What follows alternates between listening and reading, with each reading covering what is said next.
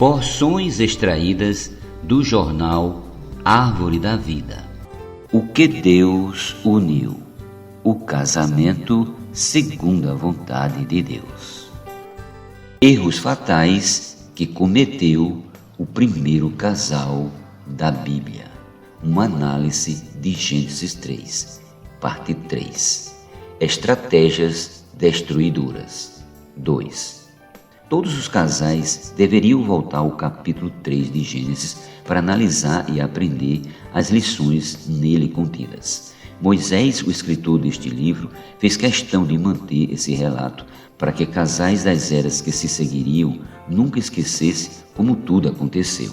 Esse trecho da palavra não apenas diz que o primeiro casal fracassou, também diz como fracassou. O tempo decorrido desde o pior engodo da história até os dias atuais é grande, mas a estratégia de Satanás, seu modus operandi para derrotar o homem é o mesmo. Se conhecermos esse capítulo, as chances de perceber a ação da sagaz serpente e proteger-nos de suas armadilhas aumentam bastante. A estratégia número 1 de Satanás é fazer perguntas. Ele é mestre nessa arte. É curioso que o sinal gráfico do ponto de interrogação assemelha-se a uma serpente. Parece muito com a postura da naja quando está pronta para dar seu bote certeiro. As perguntas de Satanás parecem inocentes, fáceis de responder, mas a bem da verdade são complexas, embaraçosas e capciosas. São iscas para atrair a atenção das pessoas e depois confundi-las. Veja como ele elaborou a primeira pergunta.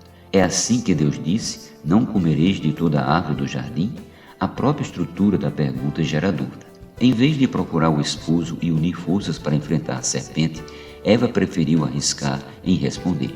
No instante que parou para solucionar a aparente dúvida da serpente, ela caiu na armadilha.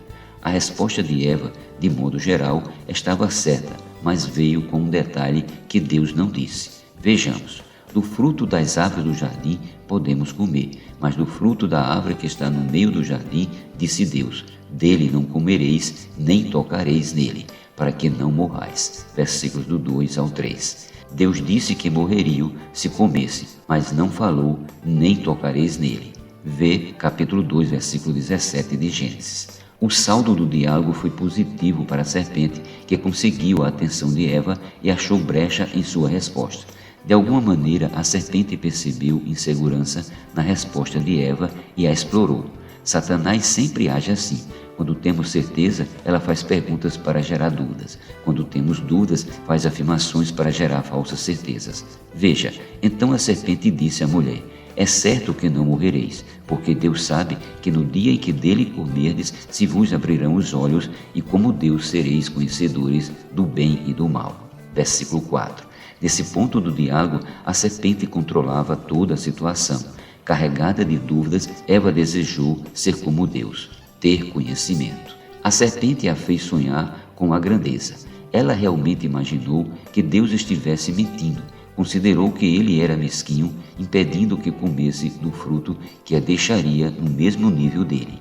A serpente fez Eva imaginar que Eva não via o que precisava ver, que havia uma vida melhor que Deus estava ocultando dela. Foi nesse instante que olhou para o fruto e o desejou.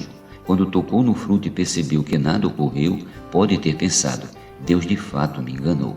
Toquei no fruto e não morri. E talvez tenha concluído: se não morri quando toquei o fruto, então não morrerei se comer dele. Isso é ser corrompido pelas cobiças do engano.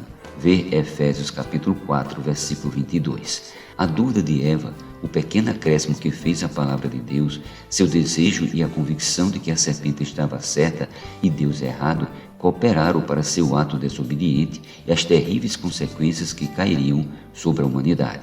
Que os casais aprendam com essa história e fica percebido das estratégias destruidoras de Satanás, a sagaz serpente.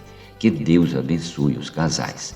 Caro leitor, releia o texto e gaste um tempo considerando em oração. Amém.